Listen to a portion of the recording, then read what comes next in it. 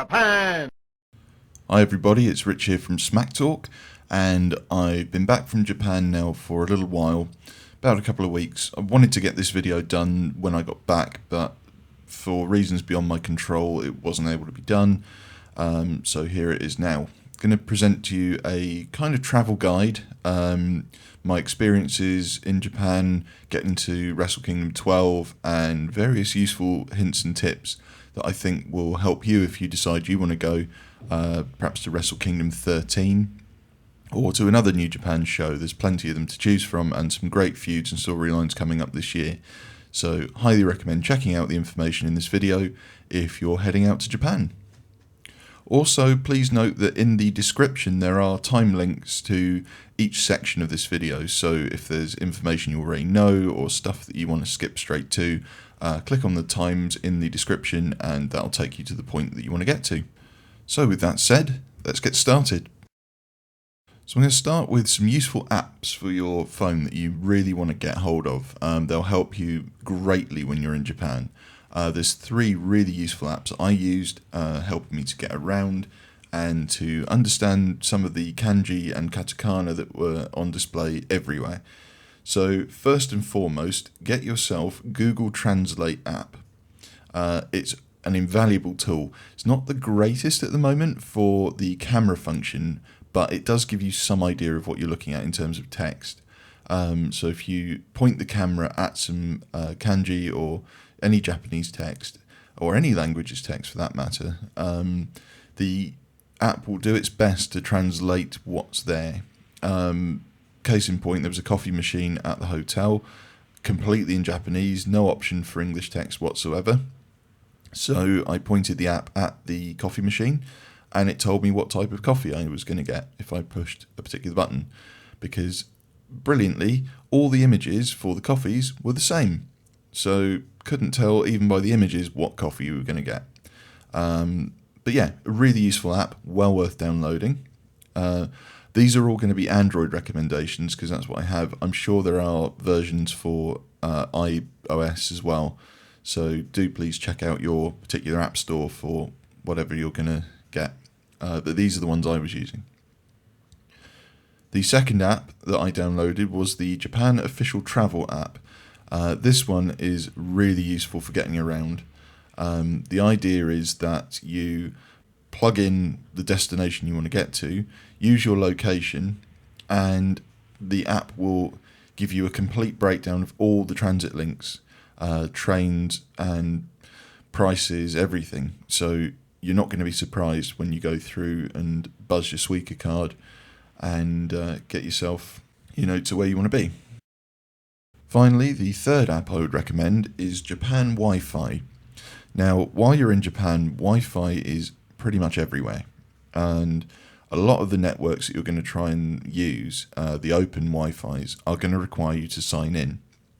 So rather than having to give your information and all this stuff, the Japan Wi-Fi app allows you to sign in by pressing one button. You register to the app and then press this one button in the middle of the screen and it will connect you. It will work at all the stations. I tried it everywhere I went. So useful, totally free, and you're able to use Wi-Fi wherever you go, which is great if you don't really want to spend money on roaming charges. Speaking of getting around Japan, an invaluable tool is the Suica Card. There are alternatives, but for me, Suica Card was the one that I chose. A great thing to use. It will get you on every train. You can use it on vending machines. You can use it on buses. There are certain restrictions, but I would suggest go on the Suica website and look those up. And I'll provide the link to that website in the description as well. All the websites will be listed in the description. That will provide you a great deal of information. The Suica Card, you can put on as much or as little as you like. I started with 5,000 yen, which lasted me most of the week that I was in Japan. I did end up topping it up and using a further 2,000 yen in my last few days, just because I was doing a lot of sightseeing and also had to get into Narita Airport, which was quite expensive from Akihabara, but I'll go into that in a bit more detail in a moment. The Suica Card, the benefit of it is that when you finish your trip, you can refund it at the airport. So when I arrived at Narita, I had 2,225 yen left. From that, there's a charge for refunding, which is 225 yen. So that left me with 2,000. They then reapply the deposit. So there's a 500 yen deposit when you first buy the card, which is added back onto your card. So you end up, or I ended up, with 2,500 yen coming back to me, which was a great deal. And it meant that I could buy more souvenirs at the airport, some Kit Kats or whatever you fancy, really. Word of note as well, if I don't know if this applies to all countries, but certainly in the UK, the money exchanges I went to don't accept coins. So if you've got coins left, spend them, or keep them if you want a memento. But do be aware that you won't be able to change up coins in the UK. Only notes. So if you've got enough yen in coins to change for a note, do so. I was just short of 1,000 yen, so didn't have enough to change for any notes. The lowest denomination note is 1,000 yen, so obviously do be aware of that. So looking ahead to places to stay, now obviously the Tokyo Dome Hotel is your best bet for Wrestle Kingdom. It does fill up very quickly, so do be aware of that. It is where the wrestlers stay, and for that very reason it's very popular. My recommendation is the Glansit Akihabara in Akihabara. It's a capsule hotel. It's very comfortable. It's a newish hotel. It opened in October 2017. It's really well connected, so you're minutes away from Akihabara Station. It's one street off the main high street of Akihabara itself, so you're really well connected for everything from cat cafes to owl cafes to hedgehog cafes to maid cafes, video game stores, arcades. Anything you want to do is within seconds. There's a McDonald's at the end of the street, so if you're not really keen on sushi, you can go straight there and get yourself some green melon Fanta, which is my obsession. It's the perfect spot. They were so kind to me, the staff and the managers, really lovely. So they treated me great, and I really loved staying there. There's all the facilities you need. There's a hot bath, showers, washing facilities. There's free toothbrushes, toothpaste, razors. Everything you need is provided. There's clothing even, vending machine in the foyer, everything. So I really recommend this hotel. The price was excellent. It was 41,400 yen, which at the time was about £278 for the week. Comparative to other hotels, it was about a third of the price. So I'd really recommend booking into there if you can. I used booking.com for that, and it was really smooth. You didn't have to pay anything up front either. You pay on arrival. So if you do change your mind, they give you a cooling off period where you can cancel or amend your booking. Okay, so first of all, we're going to talk about the New Japan Fan Festa. Now, this took place on January the 3rd, and it was interesting. Wasn't quite the event I expected. It cost 2,000 yen, which is around about £13, or around about $20, something like that. The pitch for it is that it's a lot of press conferences, that it's going to be a lot of meet and greets. You get the idea that you're going to be able to take photos with wrestlers, meet a lot of your favourite stars, see everybody that's going to be on the Wrestle Kingdom card, that kind of thing. What you actually get is a very different experience. As you're going in, so you're queuing up for ages, and then once you actually do get in, there's an outdoor area where there's a big merch stand, a very expensive big merch stand. There's some other bits and pieces, the New Japan tour bus, which is literally a bus with New Japan written on it. So that was a bit weird. There's like some little photo booth places where you can pose with Okada dollars, like the Rainmaker entrance. You can do the IWGP briefcase. There's like a dropkick one. There's a replica, I believe it's a replica, I would imagine it's a replica anyway, otherwise someone would run off with it, of the IWGP Heavyweight Championship, which was quite cool to see. It's got all the little plaques with everybody's name on that's held it before. The main hall has a ring set up, and there's seating on either side, which I'm not sure how you ended up getting seated tickets, because it was just a kind of generic entrance thing. Somehow people had tickets to sit down. I imagine that was fan club. I'll talk a bit more about the fan club in a moment, but yeah. we were stood. There was a thing about Fire Pro Wrestling and New Japan doing a video game sort of deal, licensing deal. Then there was a series of promos. Each match on the Wrestle Kingdom card had a segment where they did a promo. So it was reciprocal promos. So first would cut a promo and then the opponent would cut a promo. And it was all right, but all the Japanese promos, obviously if you don't speak Japanese, you haven't got a clue what they're saying, which is fine. It's a Japanese audience primarily.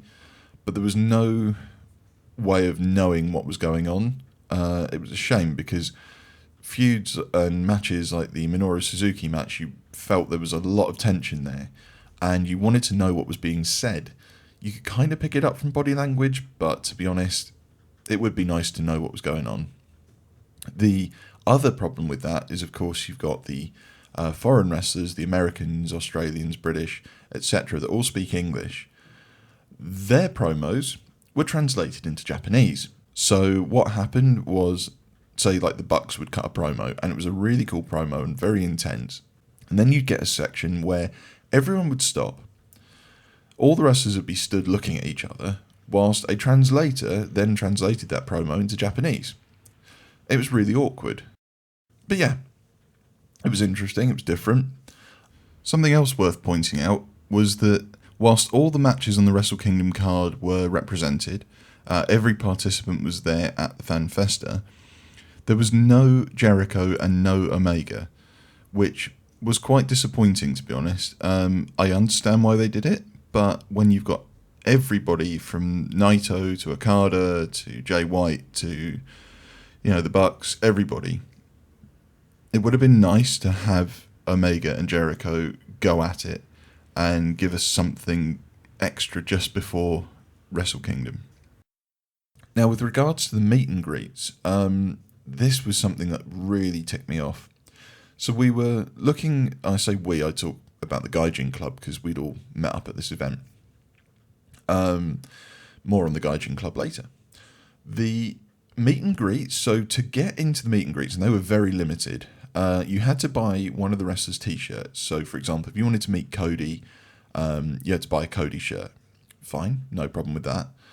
The problem was that once the allocated number of people who could get into the meet and greet had been reached, they stopped selling the shirt.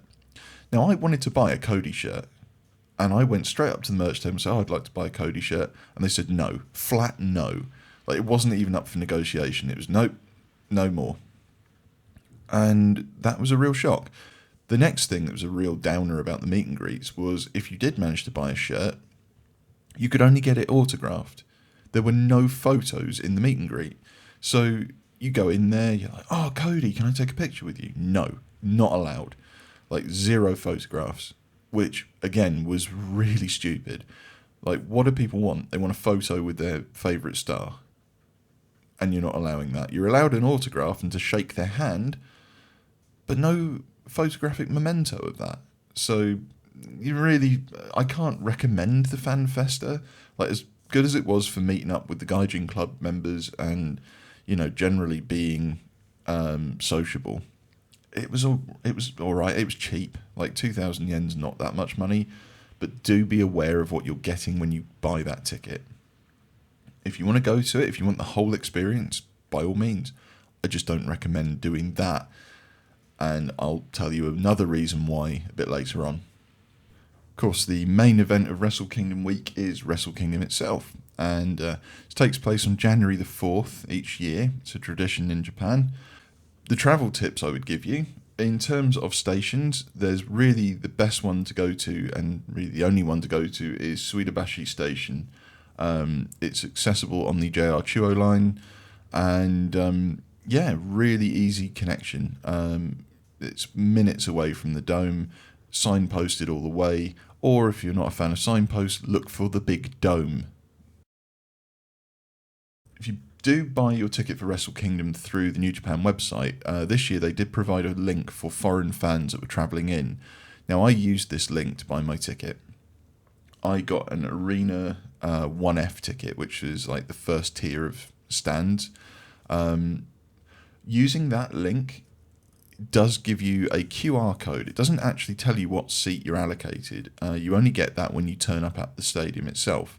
There's a booth near, I believe it was gate 22, which opened at about 2:30 in the afternoon. You had to queue up with your passport, and this is really important. Make sure you've got your passport with you everywhere you go, especially when you go to pick up your ticket, because if you don't have it, they won't give you your ticket. Simple as that. Once you've got your ticket, it tells you all the information you need, like which gate to go through, which aisle, everything, the whole deal. So really simple to read and understand. Queuing system is remarkably quick. Everyone goes off to their respective gates. All the foreigners that bought their tickets through that link were sat together too, so hence the formation really of the Gaijin Club, because we were all just enjoying the show together, all foreigners together, and it was a really good time and a real blast. So hopefully they do that again next year, because that was really cool. The view from Arena 1F was spectacular. It took in everything, and you'll be seeing my photographs from that point in the video here.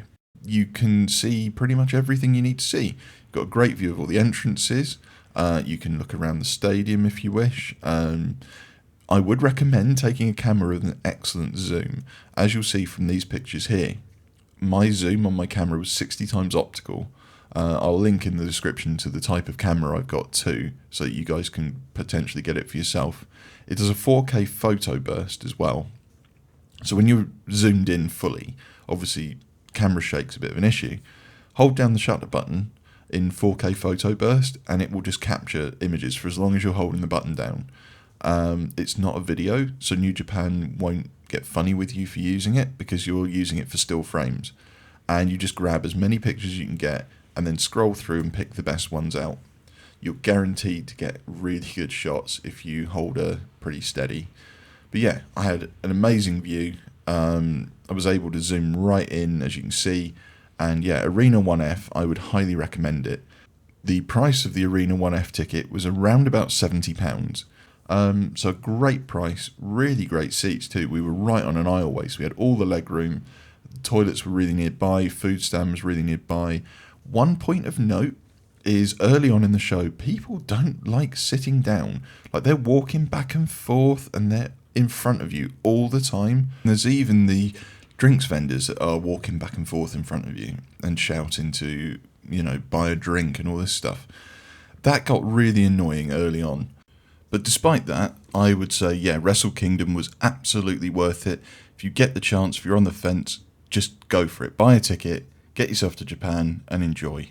New Year's Dash is, for those who don't know, the event where all the storylines are set up for the year. So if Wrestle Kingdom is the culmination of a lot of storylines, New Year's Dash is where the new storylines start. There's no matches announced prior to the event. Everything is announced at the show, which means that you're going to get surprises, you're going to get all sorts.